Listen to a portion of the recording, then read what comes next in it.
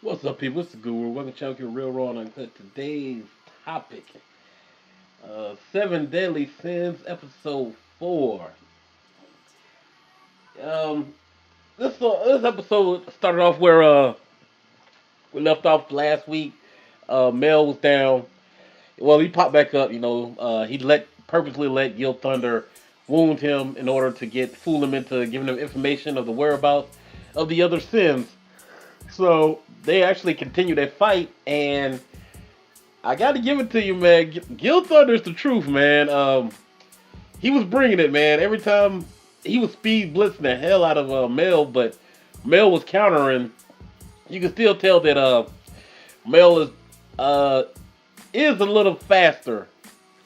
I don't know how much because the series just started, and we don't know. We still don't know the full capabilities of either one of these characters, but man, Gil Thunder ain't no chump, man. He was bringing it, right? But finally he kept telling like, look, we gonna handle this later. I got to go to the dungeon and save my boy, the fox sin of greed, and he was like, you ain't going nowhere. I'm pretty much gonna kill you right here. But Diane stepped in and grabbed his ass and said, well, the captain told you we'll handle this later. And so he was like, get your hands off me, right? This chick down, Randy Johnson fastballed his ass into the kingdom. She threw his ass from the damn, was it Forest of White Dreams or whatever, all the way back into the damn, to his castle.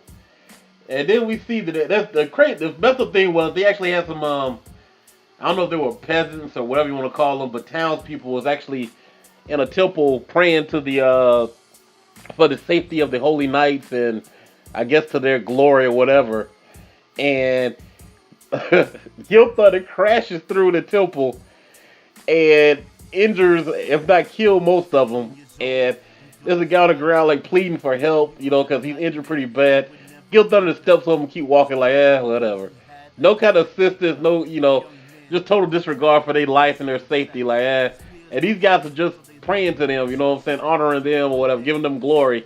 And they were like just roaches or ants to them, man. They were nothing. It's just showing you how the Holy Knights just think they're so superior to everybody less than them, man. So, he's kind of, I don't know, man. I kind of like Gil Thunder, man, but he's an asshole, man. But he ain't no chump, so that's cool. And then, man, Mel, man, oh my gosh, this dude, his savagery has no end, man. He was, my girl Elizabeth was like, yo, really thinking about his safety because he was cut pretty bad and bleeding still. And he was like, trying to brush off, this scratches, whatever. I'll be all right after some rest. And she's telling like, look, you need to, before you go into this battle at this dungeon, you need some rest because you're going to be fighting more holy knights. So he's like, well, maybe this will help. Yo, man. And Mel is a straight savage, yo. What he did to Elizabeth, man. This dude, he sticks his face dead in her crotch. I mean, up under the skirt, face all in the stink box. I'm like, damn, come on, Mel, man. Yo. I hope she had panties on. I hope she put those panties on and Mel gave back to her, because if not, he saw everything, man. He saw all the goodies, man. And she just sat there and watched it, yo. And Diane was pissed off, man. I was like, yo, Mel, man, you're a savage, man. He probably goes like, I'm going to get some rest. And man, Hawk is the truth. I'm like Hawk too, man. Hawk was like, I'm surprised that he asked you to sleep with him. And so she like, well, I'm going to go check on him. So Hawk was like, are you going to sleep with him? I was like, yeah. So she beat on the door, find out Mel has passed out on the, he didn't even make it to the bed. He passed out on the floor, bleeding all over the place. And they go to the local town to try to get help, but everybody's scared of Diane because she's a giant. And so Hawk was trying to tell like, look, you need to, let us handle this, man. So finally she gives in and tell him, well, y'all find a doctor, But she holds on to Mel and don't. She really likes Mel, man. Mel is, she tells her, it goes into so the doctor comes in, gives Mel some medicine and everything. So everything like he's good. He's rested. He's trying to get his strength back. And even the doctor's like, how did this kid survive this blow? Because he's cut and he's burnt. And so she was like, you know, he should be dead because he should have bled out by now. And so, oh, we introduced, so that was kind of cool. So we're like, you know, he's a tough guy. But yo, we were introduced to the a couple of holy knights. I don't even remember their names. One's like Gigolius or something, and one's named Ruin, and one named like Fressa. And we meet this she's a holy knight apprentice called Jericho, and they seem to be pretty formidable. They got some weird ass designs, man, especially Fressa, and she looks weird. And so then when you kind of see her ability, it kind of matches her armor. But they're kind of like not sweating it, like, you know, and they tell all the things they did to the Greed, the Sin Greed, the Fox, aka his name is I think Van, and so they've been torturing him. He hasn't seen the sunlight in 5 years. He's been in a dungeon. They stuck spikes through his limbs so he couldn't move, and they put this gag thing over his mouth so he couldn't speak for 5 years. And they barely been feeding him. They've been feeding him enough just to stay alive. So he's pretty much tortured, injured, in the darkness all day, and he can't move because he got spikes going through his limbs. So it's crazy, yo. And so he's been enduring that. So that was like, wow. Because it's weird how the show is lighthearted, but then it has like a lot of darkness. It has darkness to it because they do some foul stuff to these people in this show. And we found out that Fressa decides she gonna attack the town and get rid of the night. You know, get rid of the sins. And she actually goes by herself at first. And the weird thing is, I was trying to ask. I think that they called damn, what's the guy name? Gigolius. I think she called him Lord. Or was it Ruin? They called Lord. Might have been Ruin. I can't remember. I think it was Ruin. They called him Lord. So I don't know if he a high tier holy knight or what, but I know that maybe Jericho refers to all the holy knights as Lord, but I know she did call that particular knight Lord. I think it was Ruin. I think she called Ruin Lord or Ruin or something like that. But anyway, she another thing was, if these are the holy knights, they've got to be underlings because they're not dressed like Guild Thunder. I don't even see Guild Thunder with a helmet on, and he looks like his armor looks normal, like knight attire. They all like dressed up in like costume type armor, so I don't know. That's weird, but it is what it is. And then on top of that is I can tell by there's so many. It's what, 3 of them in that 3 or 4 of them in one dungeon. So they got to be low tier holy knights. They can't be as strong as the Sith because it's a lot of knights. So I'm just picking up information as I go along, while observations, I guess. And so Fresca uses her ability. Her ability is she controls insects because she could she actually sent one earlier to spy on them inside the town, and she got their whereabouts. So she sends a swarm. It looks actually like a cloud. That's how many insects it was, and they're all poisonous. They start spitting down on the town, and it's acid and whatever, it's just they're tearing the town apart, man.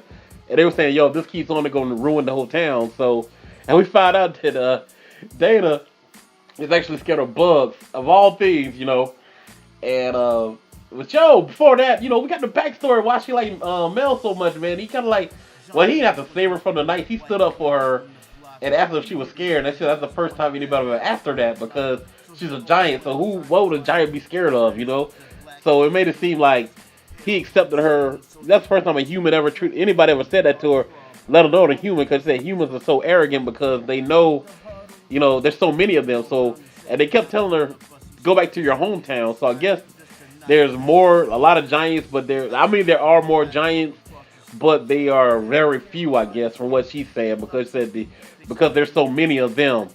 So, hey, it is what it is. But when the town, she got serious. She has this weird ass ability. I'm trying to figure out what it was, because she has something when she hit her hand on the ground or something and pulled up, and all these tree branches sprung from the ground and blocked the city, most of the town from these insect attacks, and killed, I think, the majority of the insects with like this one attack. And it's like weird. It was like these pillar of light tree branches or tree they like trees, man, basically without the leaves on them, man. So then this chick jumps. She told him like she jumps out of town. Out of town. The chick literally jumped out of town. Landed on the outskirts of town and takes off running to go fight Fressa. And so Fressa went in a fight. Then we go back to say, well, my girl Elizabeth go back to the talk to see how Mel's doing. Then we found out that the doctor actually poisoned him and told him that he's never gonna wake up again. I was like, shit. Damn, come on, man. And we found out the guy, I think it's like Gigolius or something like. I can't pronounce his name. Y'all know what I'm saying. But anyway, he was behind it. Somehow he's like invisible or something because he came like right out. I don't know I don't know, man. If he could phase or something because he came like he was standing in a room and they didn't know it. So Eddie got to talk to him. Seemed like I don't know if he was talking telepathically or what. But it was weird how he was speaking to them. I can't. It was what it is. But he poisoned them. He said, the reason he did it was pretty much they're scared of sins, and they said even if we had a fight with the sins, we wouldn't leave unharmed. So they pretty much by any means necessary they'll fight dirty to beat the sins. So that's one other thing I know. They probably gotta be underlings because Guilt Thunder fought him head up. You know what I'm saying? Like, yo, my ability against your ability. They gotta do little cheap ass tactics, to fight them. So I'm pretty sure they're kind of like underling Holy Knights, but it is what it is on that. But then, the Fox breaks loose out of jail because he finds out that the Sins are coming to save him. And beforehand, they heard him singing, humming or something, so they're kind of freaked out by like, whoa. But when he kicked out that door, he kicks out the door, and then he just starts pulling these damn big ass steel spikes out of his body. Like it ain't nothing. They sit there talking to them, and just so Jericho runs up on him. And Jericho tells the two guards, like, look, you go back and tell the Holy Knights that I had to kill Greed trying to escape. You know what I'm saying? So she put it into him. So she's speed blitzing, right? And all these sword slashes everywhere. And he's screaming. And they're gonna look at her. And all she did was shave him. That's all she did. He moved that fast with her speed blitz that he just moved his face in front of her blade and she shaved his face. That's it. And cut his hair. And she's like, he's like, well, you did a good job. You can always have a job as a hairdresser. And she was like, what? And she couldn't believe it. And she said, what about your wounds? She's like, what wounds? He had regenerated and covered all of his body was his cover. I'm like, yo, this dude is the truth, yo. His body was like unscratched, but he and all the wounds he had with the steel rods from his body were gone. And he said, let me show you a wound. This is the only wound I ever had. He gave this to me. And he showed his neck and he got the scar by his neck. So I don't know if Mel gave him that scar. That's why he respects Mel or what. But it went off with that. So it's crazy, man. Great episode. Well, great. I say good. Scale of 1 to 10, I give us a 7. 7.5. I don't really want to give it an 8. It wasn't there, but it was a good episode, man. And I really enjoyed the series, man. It's getting interesting. But I hate that I went so long on this my thoughts. But it was pretty good episode. I'm ready for next week. See what's gonna go down. This is the Guru. I'll holler at you later. Peace.